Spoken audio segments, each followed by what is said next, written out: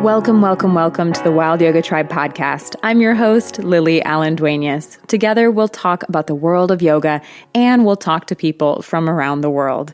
Before diving into the episode, I wanted to invite you to head on over to my Patreon account. I would love your support, and I'm thrilled to have this beautiful community space where we can do yoga together, meditate together, and you'll get access to exclusive content. Get ready for some private Zoom Q&As, free printable art, meditation recordings, and more. Follow the link in the show notes to get started, or head on over to any of my social media channels or my website, wildyogatribe.com, to hang out, get to know each other better, and find out more about all the support and resources available to you. Ready to dive in? Let's get started. Namaste, family, and welcome back to the Wild Yoga Tribe podcast. Today, I am so excited to be joined by Chacal Lobos. He's a yoga teacher who also does go by Carlos. So if you hear me call him Carlos throughout the show, it's one of his names, Chacal or Carlos. So he's the co-founder of the Tribu Ashtanga Yoga Teacher Training Center and Yoga Intensive Center, which is in Guatemala. So I am so excited to talk more about Carlos because he is not someone who wanted me to read too much of a bio. He did not want me to give too much of a background for you all. He wants to be the one to express himself, who he is, and what his journey with yoga has been like. So thank you, Chacal, for being with me today. Thank you, Lily. Thanks for having this really cool space, to talk about this beautiful discipline. I'm really excited. This is also really new for me. Thanks for the opportunity to talk from here from Guatemala. Thank you. Oh, I'm so excited. And Chacal, just for starters, tell us about your name. Why do you go by Carlos and Chacal? The name that my parents gave to me is Carlos, because the name of my father is Carlos and the name of his father is Carlos. I don't know why this usually happens, because I feel like it's like taking things that they had with their past. So I think that with our past, we have enough to carry more than the things of our parents and the grandparents. So I like this name. One of my friends told to me once like that, and then I like that. I feel really more free and more identified with a wild animal that with a name that has been for decades with the family. It's like changing the way I live now with another name. Yeah, so Chacal means jackal, right? That the wild animal that's like a dog and a cat. A dog and a wolf, like is wild. Yeah, it's cool that you call me like that because just in this case, you and my close friends. I love it. Yeah. Great. And so, Chacal, how did yoga first come into your life? Like, how did you even hear about yoga? Do you remember how that came to you? I'm going to explain this with a small story. I love stories. So there's a story of a woman, no? She was called Radiksha, and she wanted to turn into a Buddhist monk, no? But by these times, for the society, it was not allowed that a woman turn into a Buddhist monk. So she didn't care, no? So she shaved the hair and she joined a group of monks that they were traveling from South India to North India. Her dream was coming true, no? She was really excited to make this trip. So when she arrived to North India to rest for a few days before they keep going the peregrination, the leader of the monks said, no, search for a place to sleep. We are going to rest in this village. So everybody started to knock the doors, and for all the monks was super easy to catch a place to sleep. They were considered saint men. People opened the door for them really easy. For all of them, but there was one monk that didn't get a bed. That one was Radiksha, because nobody wanted a woman monk sleeping in their house, because for the old beliefs and the wrong beliefs they had. So Radiksha said, okay, nobody want me to sleep in their house, so I'm going to search for a place to sleep. So she lay down by the side of a tree.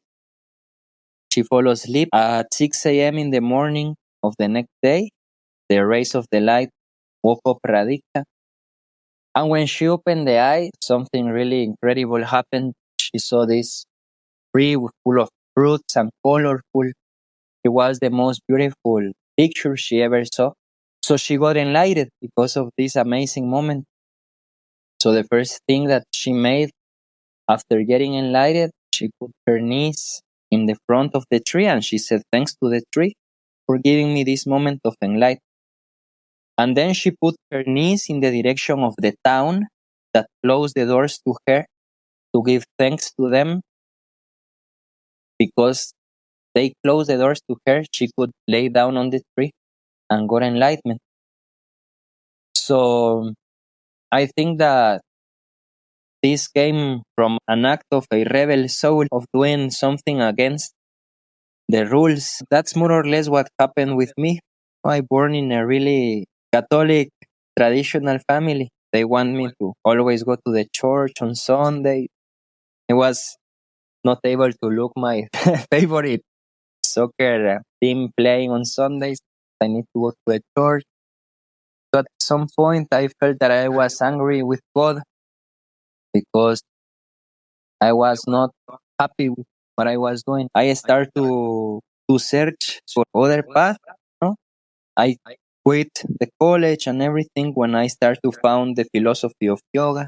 First, I found the philosophy and then the practice. And then, and then I made this act of revolution, no? That I don't want to do the same. And then my parents, they start to see small changes in my life, in my way of living. So they accepted and now they also like the practice. So this is how it came to me. No? Some closes doors in other place. So I need to find my way. And then I saw light there and then I could not escape. No, it catch me. So that's resume. I hope it answers the question. Yeah, that's a beautiful story. First, the one that you shared with the female monk, Redeksha, I think was her name. And also your story just about how you felt like you had this rebellious heart and you followed exactly what was calling to you. That's takes such bravery, shake off expectations from family, from friends, from community, and to have that willingness to reshape your path and reshape also how you are and who you are and what you're embodying. Yeah, I feel that every person that is in the yoga practice has a rebel heart because mostly the society is like teaching us to look outside. For the people who is in this like you is they made the decision to look inside instead of looking outside. As a rebel act, I think we are in the same line. I think so. I hope so. Yes. And it is, you're right, revolutionary to not look outside for gratification, for material things, for approval from others. I'm not perfect by any means, but I feel like my journey, my path is inwards. It is trying to understand myself better, to understand my habits, my formations, my patterns of my mind, and how can I soften and surrender. What else can I let go of from my ego or from what I'm craving or what I'm facing aversion to? And I've had someone ask me before, are you done yet? Are you ever going to be done doing this work? And I don't think so. Maybe one day, but I'm not done yet, not close. Exactly. Right. So, Carlos, something I would like to talk to you about too, though, is the importance of traditional practices in yoga. I know we're talking about being rebellious, but I know that the traditional practices is something you're very passionate about. See, I feel that in the tradition is where you find freedom. No? I love the word tradition, no? Because it comes from traditya. That means give without changing, to respect a lot this thing that you discover and it came to you and you have so much respect for it that you just will share it in the same way and with the same devotion that someone shared it to you. And this ancestral practice, the yoga, Ashtanga yoga, I feel they have something really like everything, but because they never die, no? The time passes, time goes, and they never die. They are still alive. So I think that when you start to practice a traditional style or a ancestral practice, you are really part of it because you are helping keep it alive. They have their essence, and we are just like the translators. I feel that the traditional practices, they don't have like projections of a creator because it's like the yoga practice, no? We know maybe that it comes from India for sure, but we don't know who really created it. That is super beautiful because then there are no projections in it and it allows you to discover yourself. So that's why I believe a lot in them. Beautiful. Yeah. I love how you said that there's essence to yoga and we're just the translators. Wow. It's a cool, big gift, but big gift carries a big responsibility. Yeah. And I know there's so many yoga teachers in the last, we'll say, 100 years who have come up with their own styles of yoga. They've developed their own sequences, their own methods. And how do you feel about those people who maybe even name that type of yoga after themselves? No, a teacher is one of my guides.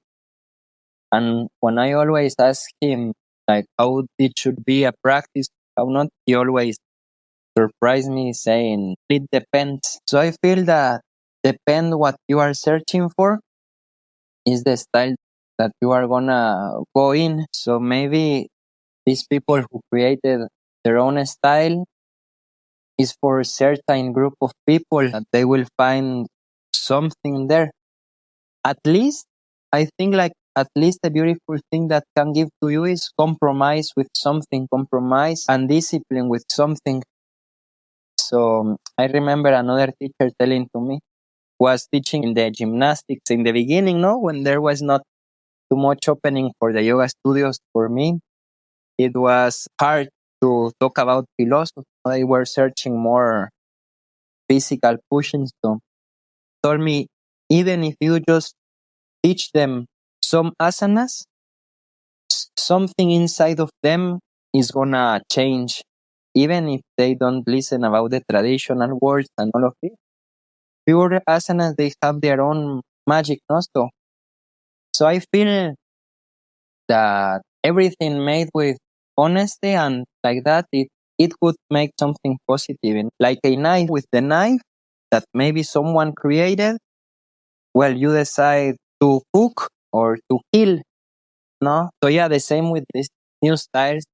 These styles created by someone, they can be used for both. Chacal, you gave me some good food for thought. I like that relating these new styles of yoga to knives that can either cook or can kill, to these tools. And it depends on what, how they're being used and also the intention of the teacher. I know that's a huge thing you should address and talk about. And everyone should think about is what's the intention of that yoga teacher to create that? Where is it coming from? And how is it honoring also what a certain population needs, responding to serving certain people, as you said. But something so interesting about you, Chacal, and I love it, and I love my listeners to hear your thoughts too, is you, I know, don't like to share how long you've been practicing yoga or where you got trained in yoga. You think that is something that isn't important to you to share with others. So could I hear your thoughts on that so we could share it with our listeners? Of course. It's okay if I explain it to you with another small story? It would make me very happy. Please do. Okay. Okay, so this story is really cool because if any listener, anytime you want to visit in Guatemala, I live here in the Lake Atitlan. No, it's a beautiful lake, really magic. And this story is about three children that they want to cross the lake by boat, but they are children, so their parents will not allow them to cross.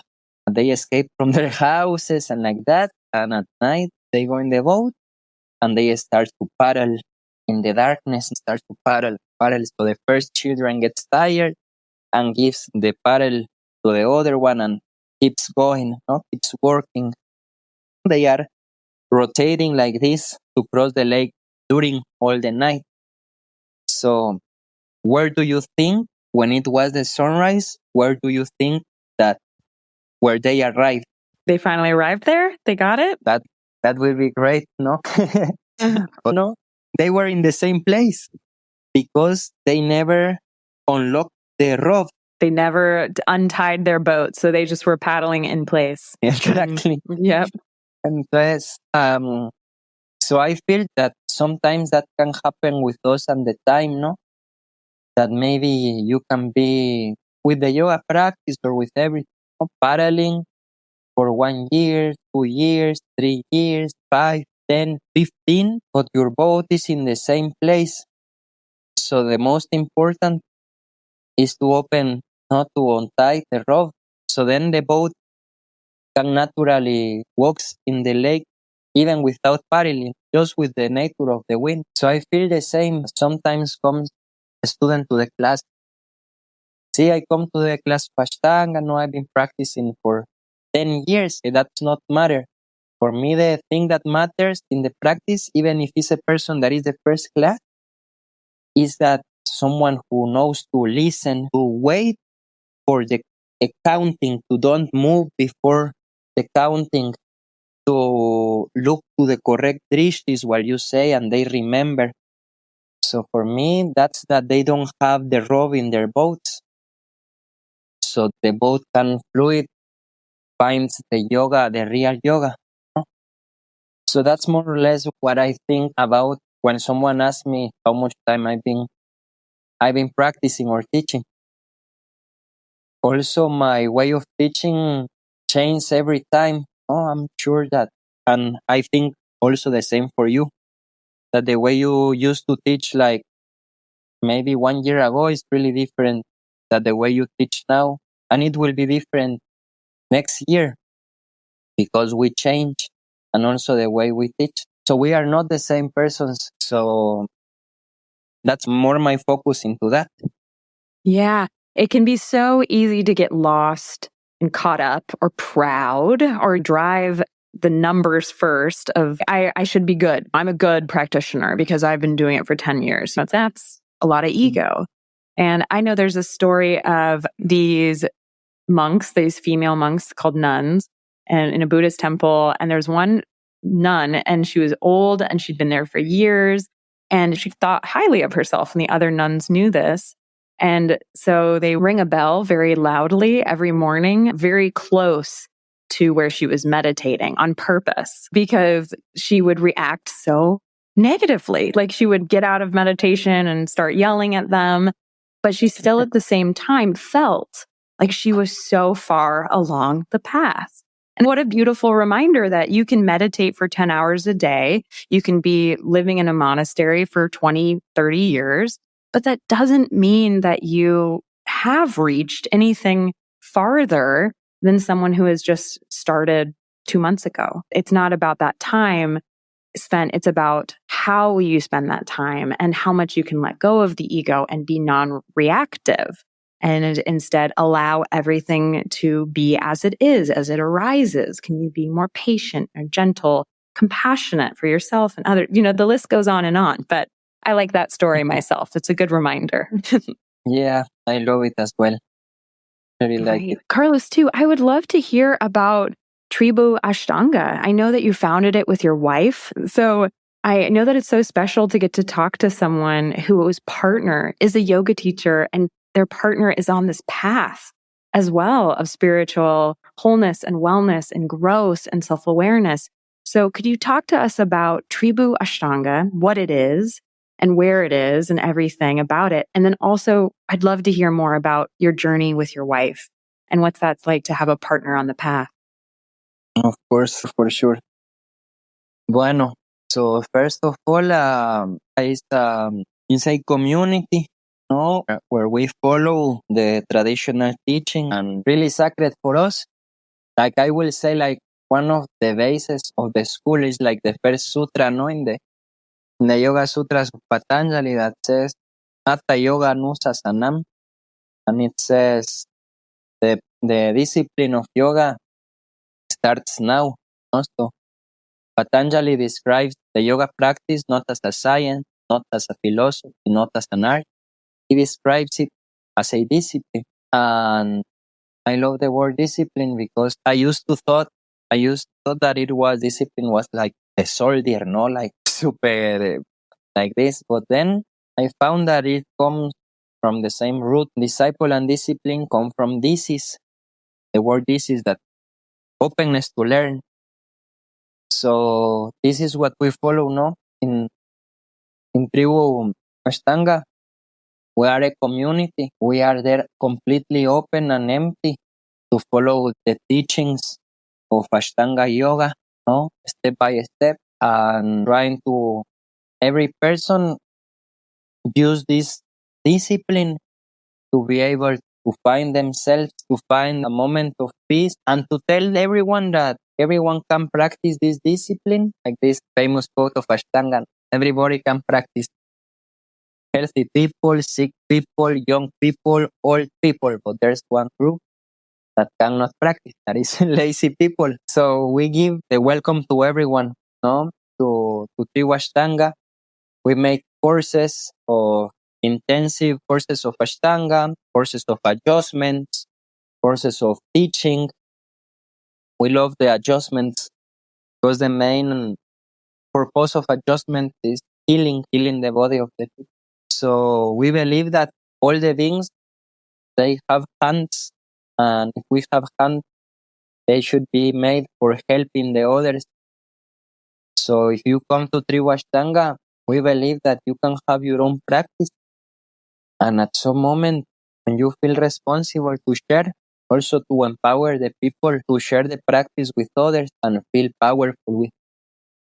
The name Tribu is because me and Elena, my partner, we like a lot the things from the earth. We like the fire, no? The mascal, the Mayan practices. So all the things from the roots, I maybe it can describe from the guru, the beautiful guru Ama. Ama, she says that the spiritual path is not going more beyond. The spiritual path is going back to our roots.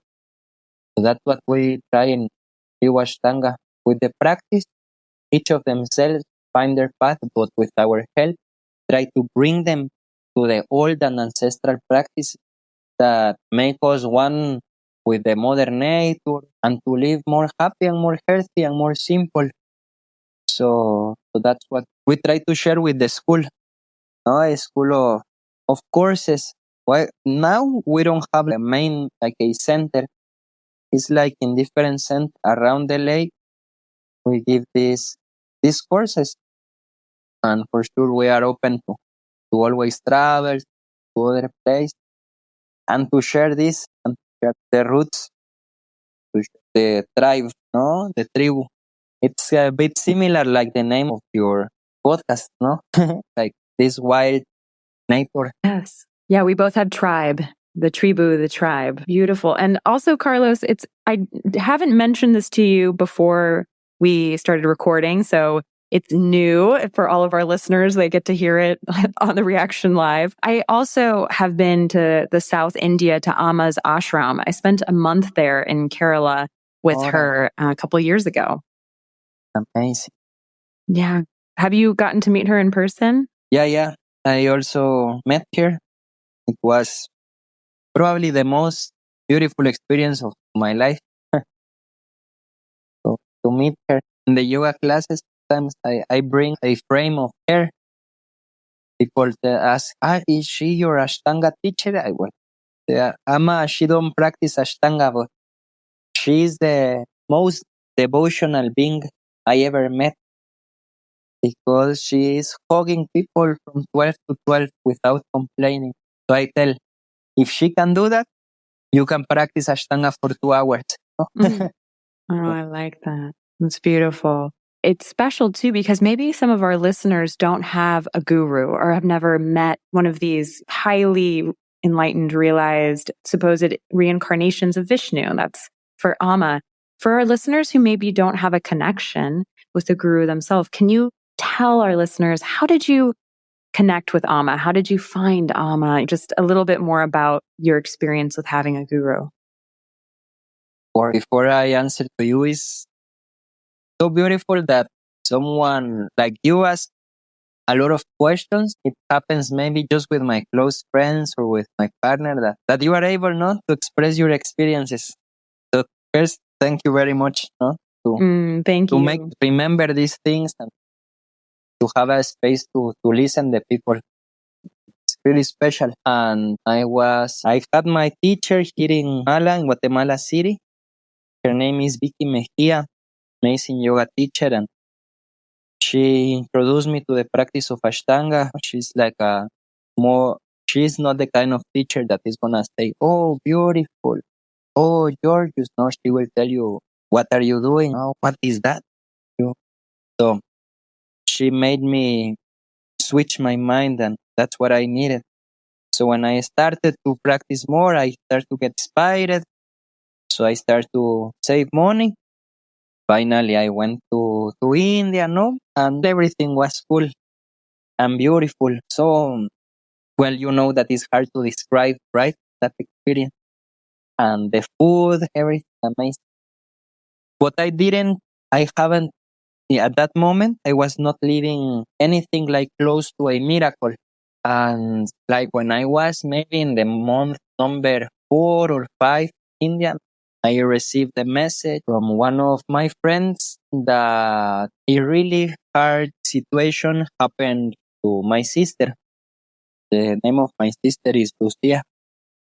Something really strong happened to her daughter, just born 2 years ago, and they lost the father. No, Oh, I'm sorry. so yeah, I said I'm coming back to Guatemala tomorrow. No worries, I'm gonna be with you. No worries. But no, she said, Carlos, what are you gonna do if you come here? You will not be able to do anything. Nothing will change. But if you can, there's a guru in South India. Her name is Amma. Because this is a small parenthesis, because before I traveled with my family, we saw a French movie where Amma appears that is called Un Plus Un. So my sister, before I left to India, she was always telling me, go with Amma, go with Amma. It's incredible. My teacher never been there, but she's like a witch, no? So she was insisting a lot. So she told me, if you can do something for me, go with Amma and ask to her, what can I do to go through this situation? No? Yeah. Wow. See, so I was in a really hard moment. No, it was probably in a really vulnerable moment of my life. So I went to that place with my heart fully open. If they tell me anything, I will do anything with all my belief and faith. Because the only thing I wanted is an answer for my sister. At the end, I received her answer, not with words, no? Like the big gurus. They gave you teachings until you understand. And she gave me the answer for my sister to she can travel through this. And now my sister is super good. Now she got married again. My niece is super happy. But she told me with the teachings, she told me the answer for my sister is to learn from the kids, learn from the children, how happy they live. If they fight with each other, 2 seconds after, they are again friends, right? So at the end, the teaching for my sister was to learn from her daughter. Her name is Nia. So that's how I found her. Uh, I think it comes when it's needed. I remember before I met Amma, I was printing different pictures of gurus, but I never felt connected. But when I was really needed, she appeared. No, I'm really grateful with her. Yeah, that's amazing, Carlos. Like it happened. And I also feel like I stumbled into it myself. I wasn't looking to go to her ashram. I didn't know about it. Was just a friend of mine. She booked that. We were in Thailand. She booked this trip, and I said, "Okay, I'm going." And then you never know how it's going to come to you. You never know how the paths will unfold. But I love that it's so organic. That's how you know it's right. That's how you get the goosebumps. You just feel, okay, I'm so happy to hear that. And for our listeners who are really loving learning more about you and your story, can you share with us too about yoga in Guatemala? What's yoga like there, the scene? Is it really popular? Is there a lot of yoga studios? Is it mostly locals or expats? Can you just paint that picture for us a little bit? When I used to live in Guatemala City, this is where I start practicing. No? This is where I found my teacher, Vicky, that if I need to be honest, even if I travel to India or everywhere, I will always go back to her because her adjustments, her teachings, never found it somewhere before. So sometimes, no, we look so far and we have the things by our side. In the city, yeah, it's growing. I feel it's growing. Well, it's go. I feel the people that they do it because they love it. Because in Guatemala, there is not something that is gonna make you rich. They do it because they have faith on it. I feel like some people, maybe for their yoga studios, they never even need to put some of their money to keep them up. We have a studio with my family for 10 years. And these 10 years, we never went like rich. Sometimes was hard because people comes and goes. So yeah, Guatemala is growing. People is doing just because they really love to share it. Here in Lake Atitlan, where I live, there's a lot of people from different parts of the world. So you maybe will find a lot of teachers from Europe, from the States, from other different parts. Not too much teachers from Guatemala here in the lake. Maybe, yeah, maybe some. But it's a full mix here in the lake at in San Marcos. You can find people from everywhere. It's like having the whole world in the same town. Beautiful. And for our listeners too, who maybe don't know very much about Guatemala, maybe they can't quite picture where it is on a map even. Would you mind sharing with us more about your country? Not just like where it is in the world, but also if there's anything you want to share about the culture or the landscape or the seasons or the energy there. I would love to hear more. Yeah, for sure.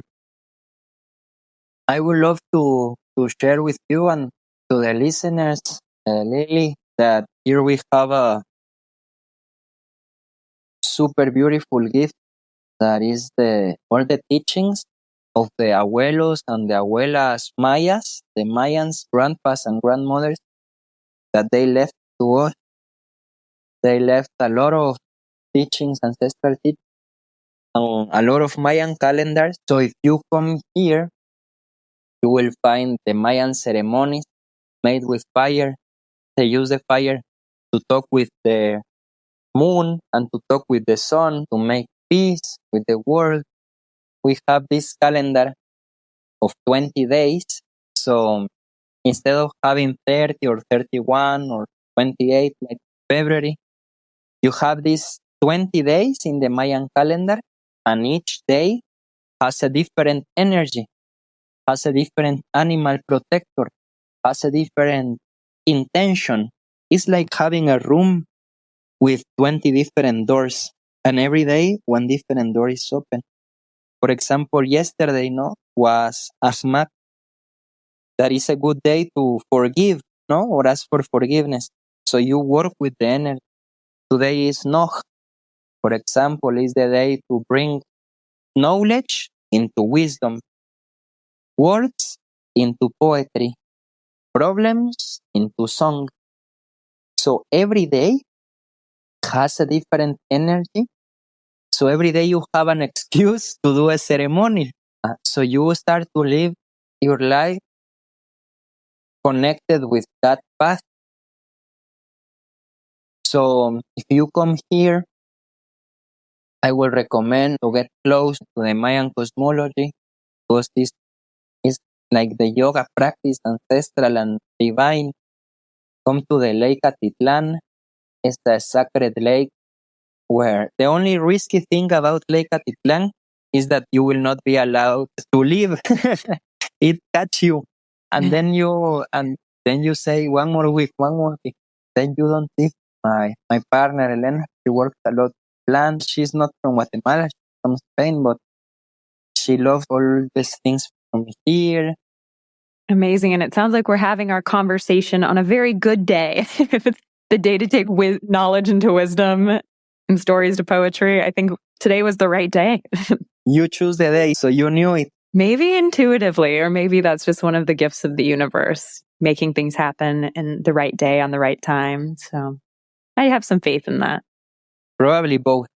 Probably both. Or as your teacher says, it depends. No, it depends. It depends. You say again, it depends. Yeah. One of my teachers always said, could it be both? I ask a question, is it that? And just, could it be both? Yeah. I think it's nice to have that non-dualistic thinking that it depends, or it could be both, or could both be true. It's good to flex our minds in that direction of allowing for more possibilities. Exactly. Yeah. And I always ask every teacher this question, Chacal. I almost got away without asking you it because our conversation has just flowed so beautifully. But I do like to ask, what is your personal definition of yoga? I know we have the sutras to lean on and those ancient teachings, but if there's something that, intuitively feels right to you about what is yoga for you, what does yoga mean to you? I'd love to hear your thoughts. I think that mainly, if I need to put it in one word, is a discipline. Yoga is a discipline. No? Maybe the relaxation could be a secondary effect, but yoga is a discipline to create a transformation. For me, the yoga practice makes you do things that your higher self will do. So when you practice, you are going to reach something else. No, you are not staying as the same person you are. Otherwise, you will be the same always. But when you go with yoga, or when you have a student, you try to treat this student as he can be, then the transformation happens. No? So for me, it's a discipline of transformation to reach how they describe the samadhi. No? And for me, the samadhi, I will take some words of one of my favorite teachers. His name is John Scott, an amazing Ashtanga yoga teacher. I have the luck of meeting him. He is a humble man full of wisdom. And he says that samadhi is the selfless. No?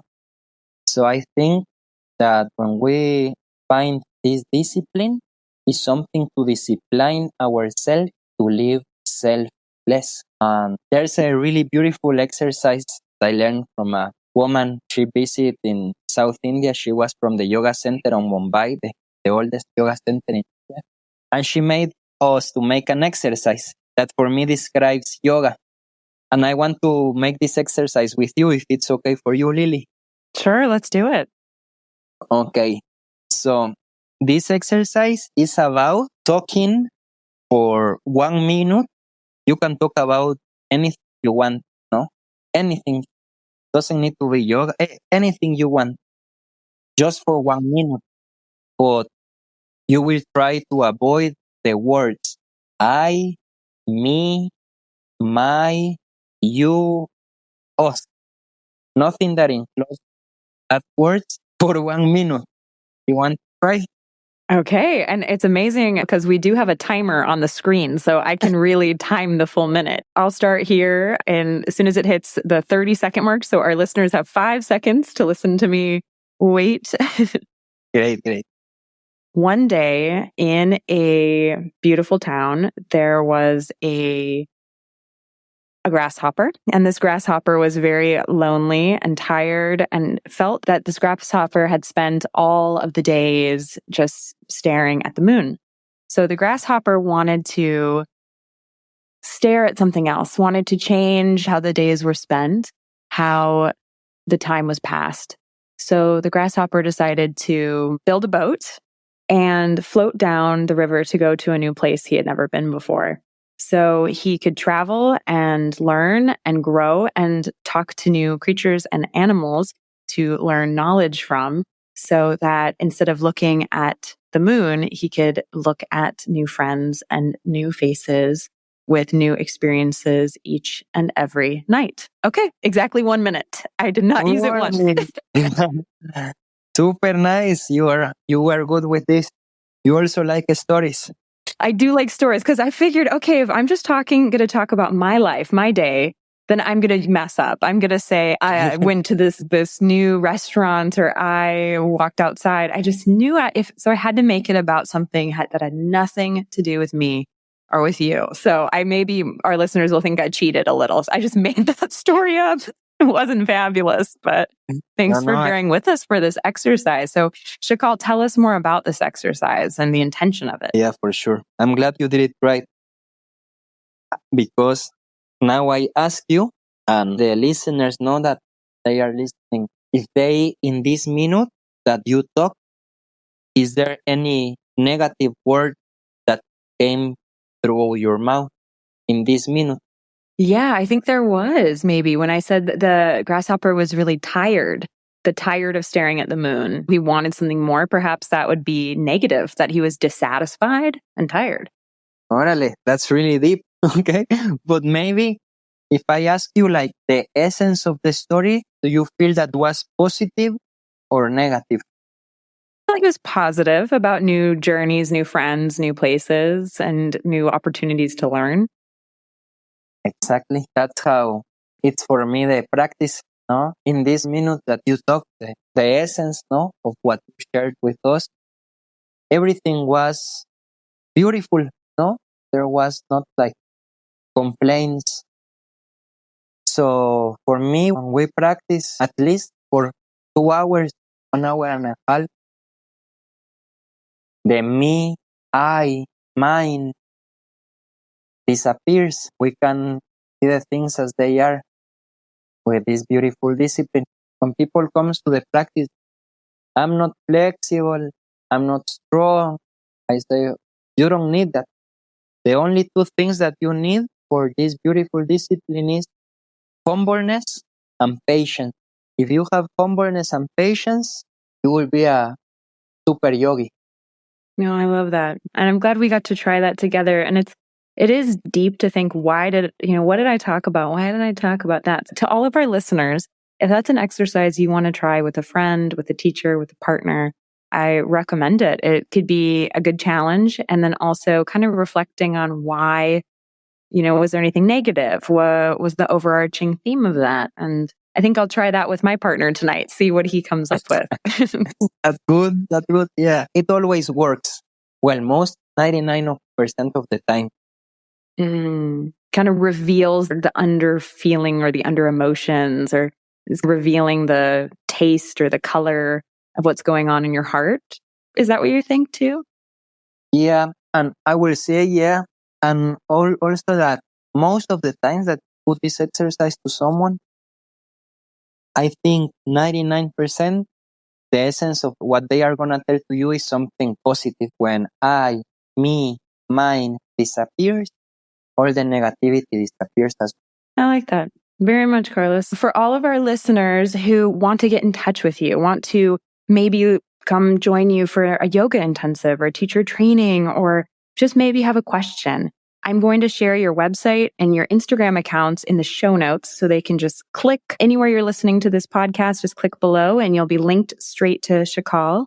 And also it'll be on my website, wildyogatribe.com/yoga in Guatemala, as well as a transcript of this podcast episode. So if you want to read along, or if you want to go back and find a quote or something great Chacal said, it'll all be there for you. But Chacal, do you want to, here on the podcast, just say the name of your website and your Instagram? Yeah, for sure. More we can connect between each other, more great. Huh? That's the beautiful thing that you have about these platforms like you have, and this temple that you made, no, on Instagram. So, of course, we have a webpage now called tribuashtanga.com. Also, it's called Tribu Ashtanga on Insta. My Instagram is Chacal111. And you can feel free to send me a message. I don't have any like secretario or secretaria, nothing. We can connect directly. If you are interested in this practice, in this traditional practice, or in the other ancestral practices related with the old tribes of America, you can reach me. And so that's the way. Also, if you come to San Marcos, Tlaicatitlan is a really small village where everyone know each other. So if you walk around the town after 2 days, you know all the people. You can practice. Me and my partner Elena, both we teach Ashtanga mostly every day in the lake. We work with ceremonies, and all these things from the ancestral lineage. So yeah, that's the way we can get in contact. Amazing. Thank you so much, Chacal, for joining me today, for the gift of sharing your stories and your knowledge and your energy with us. Thank you. Thank you, Lily, for your invitation. Thank you very much for your devotion and love for what you do, because I think that's the biggest power, the devotion. So thanks for being like you are and for bringing this space to me and to the other people. We feel like important, no, to have a space to talk. So thanks for making us feeling like this. Thank you so much. Thank you so much for tuning in to this episode of the Wild Yoga Tribe podcast. My conversation with Chacal Lobos, a yoga teacher from Guatemala, was gorgeous. We took a swan dive into the ancestral and spiritual understanding of yoga as a discipline, not as an art, not as a science, as a discipline. I hope that this conversation made you consider things a little differently with Carlos's sharing of stories, parables, and myths. If you're looking to tune into a podcast episode that's all about yoga as a rebellious act, a revolution, a way to follow your own path inwards, then this is the conversation for you. Thank you for listening to the Wild Yoga Tribe podcast. Be well. Thank you for the gift of your attention today. If you feel called, please share this episode with someone who you think could benefit from it. Leaving a review would also be so appreciated. I also hope you can join me online on my website, wildyogatribe.com, or on social media. I would love to get to know you better. I would love to share with you and to hear your thoughts. Send me a DM, send me a note, get in touch. It would be great to hear from you. And as always, be well, dear one, be well.